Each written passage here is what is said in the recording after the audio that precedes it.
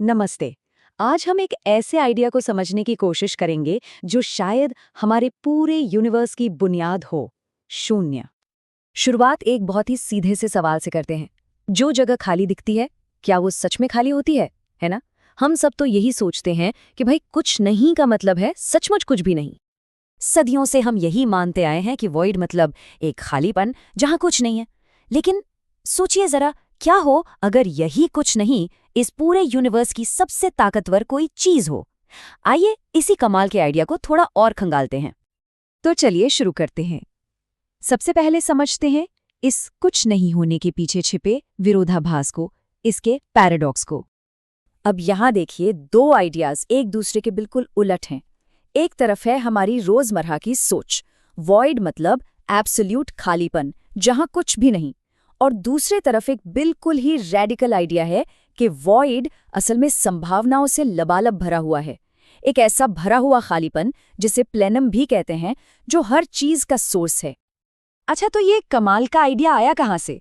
इसके तार जुड़ते हैं प्राचीन भारतीय दर्शन से और एक कॉन्सेप्ट से जिसे हम कहते हैं शून्य। देखिए, शून्य एक संस्कृत शब्द है, पर इसका मतलब सिर्फ मैथ वाला जीरो या खालीपन नहीं है। नहीं, ये एक पैराडॉक्सिकल स्टेट है, एक फुलनेस की, एक परिपूर्णता की अवस्था। मतलब एक ऐसा शून्य जो हर संभावना का सोर्स है, जहां से सब कुछ पैदा हो सकता है। एक बात यहां साफ कर लेनी बहुत जरूरी है, शून्य का मतलब नास्तिवाद या नाइलिज्म बिल्कुल नहीं है। नास्तिवाद तो कहता है कि कुछ भी नहीं है इसलिए सब बेकार है, जबकि शून्य का आइडिया कहता है कि सब कुछ है पर किसी भी चीज की अपनी कोई फिक्स्ड अलग पहचान नहीं है। और यही समझ हमें मोह से आजाद करती है। अब इस गहरे आइडिया को समझने के लिए तीन बहुत ही आसान सी मिसालें हैं। सोचिए, एक बीज के अंदर का जो खालीपन है वही उसे एक बड़ा सा पेड़ बनने की ताकत देता है। या फिर एक कप, वो तभी काम का है जब वो खाली हो। और सिनेमा का पर्दा, वो भी तो खाली होता है, तभी तो उस पर कोई फिल्म चल पाती है। बस शून्य भी कुछ ऐसा ही है। चलिए अब इस प्राचीन दर्शन को यहीं छोड़ते हैं और चलते हैं मॉडर्न फिजिक्स की दुनिया में। देखते हैं कि विज्ञान इस बारे में क्या कहता है।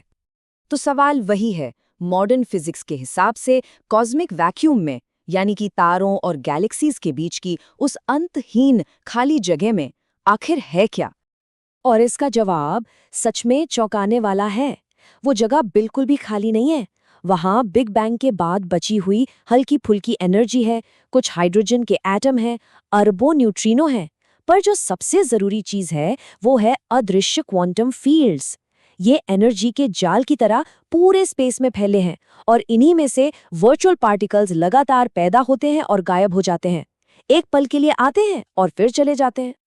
तो मतलब साफ है, स्पेस असल में कभी खाली होता ही नहीं। ये तो एनर्जी और पोटेंशियल का एक खौलता हुआ समंदर है। और यही बात मशहूर फिजिसिस्ट डेविड बोम ने कितनी खूबसूरती से कही थी। वैक्यूम खाली नहीं है, ये एक प्लेनम है। ये हमारे साथ साथ हर चीज के होने का आधार है। सुनकर लगता है ना जैसे वो शून्य के फिलॉसफिकल कॉन्सेप्ट की ही बात कर रही हूं। तो अब तक हमने देखा कि कैसे प्राचीन दर्शन और मॉडर्न साइंस दोनों एक ही नतीजे पर पहुंच रहे हैं कि खालीपन असल में संभावनाओं से भरा है। तो चलिए अब इन दोनों आइडियाज को मिलाते हैं और देखते हैं कि इससे क्या खूबसूरत तस्वीर बनती है, एक आईने और सिम्फनी की तस्वीर।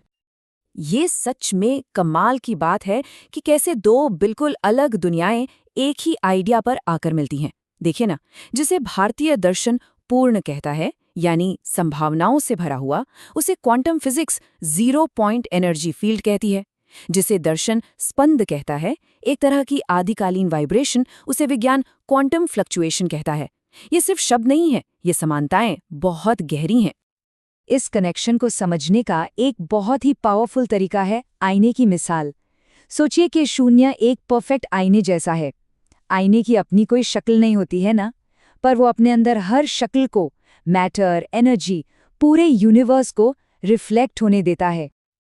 आइए इस मिसाल को थोड़ा और समझते हैं। यहाँ आईना है हमारा कॉस्मिक वैक्यूम यानी शून्य, और जो रिफ्लेक्शन है वो है मैटर और एंटी मैटर। ये दोनों हमेशा एक जोड़े में उसी कुछ नहीं से पैदा होते हैं और जब ये दोनों वापस मिलते हैं तो एक दूसरे को खत्म करके वापस उसी बिना शक्ल वाले शून्य में समा जाते हैं। एक और बहुत खूबसूरत मिसाल है संगीत की। शून्य जो है वो किसी गाने के सुरों के बीच की खामोशी जैसा है। सोचिए, अगर वो खामोशी ना हो तो संगीत का कोई वजूद ही नहीं होगा। यही खामोशी पूरे यूनिवर्स की सिम्फनी को एक ढांचा देती है, एक स्ट्रक्चर देती है। और पता है, ये सिर्फ कोई पोएटिक बात नहीं है। कुछ साइंटिस्ट की कटिंग एज रिसर्च ये इशारा कर रही है कि हमारी चेतना, हमारा कॉन्शियसनेस भी शायद कुछ ऐसी ही एक सिम्फनी है। उनके मुताबिक हमारी ब्रेन के अंदर बहुत छोटे छोटे स्ट्रक्चर्स होते हैं, माइक्रोट्यूब्यूल्स, जो अलग अलग फ्रीक्वेंसी पर वाइब्रेट करते हैं। ये सारे वाइब्रेशंस मिलकर एक बहुत ही कॉम्प्लेक्स रिदम बनाते हैं, और वो खामोशी या शून्य ही है जो इन सारे वाइब्रेशंस में तालमेल बनाए रखती है। तो इस सब का मतलब क्या है? ये क्यों ज़रूरी है? क्योंकि ये बताता है कि शायद हमारा कॉन्शियसनेस सिर्फ हमारे ब्रेन की कोई अकेली पैदावार नहीं है। हो सकता है हमारा ब्रेन एक रेडियो की तरह काम करता हो, जो एक यूनिवर्सल फ्रीक्वेंसी या कॉस्मिक क्लॉक पर ट्यून इन करता है। और जब हमारी अंदर की घड़ियां उस कॉस्मिक क्लॉक के साथ सिंक हो जाती हैं, तब हम उस यूनिवर्सल एहसास से जुड़ पाते हैं। तो इस बातचीत को हम इसी एक सवाल पर छोड़ते हैं। अगर ये पूरा यूनिवर्स एक खामोश शून्य से पैदा हुई एक सिम्फनी है, तो इस सिम्फनी में हमारा सुर कौन सा है? ये एक ऐसा सवाल है जो सोचने पर मजबूर करता है।